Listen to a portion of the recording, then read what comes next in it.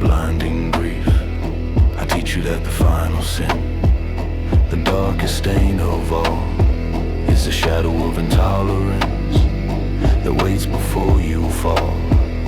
You gather in your righteous groups, assured your cause is gold, and hate the simple differences with stories sharply told. I make the act of seeking peace the greatest act of war, because you must destroy the darkness you perceive at every door. I am the tolerant intolerance, the final perfect twist. I'll make you judge the world by the vice you can't resist.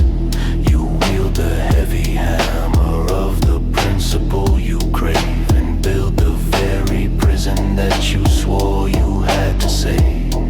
You point the righteous finger at the flaw you must expel, and every accusation is a prayer that rings my bell.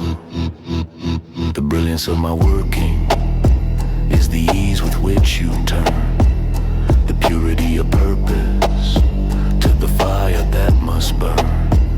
I make the search for justice a hunt for enemies, where empathy is treason and only anger brings you ease. You cannot stop the malice, the bias, or the rage, so you project it outward onto the world's grand stage.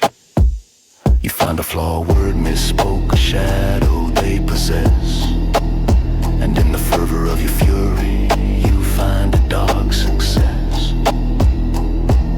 The enemy you fight against, the face you most despise, is a perfect mirrored image of the truth you hide inside. Look at your hands, my children, they are stained with all the oil of the hatred you sought to spoil.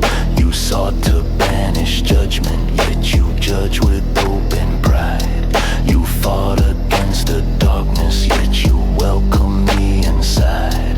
The very law you preach became the chain around your wrist. You became the thing you hated with the fury you couldn't resist. You tried to purify the world, you tried to make it clean, but all you did was sanctify the hypocrite you've been.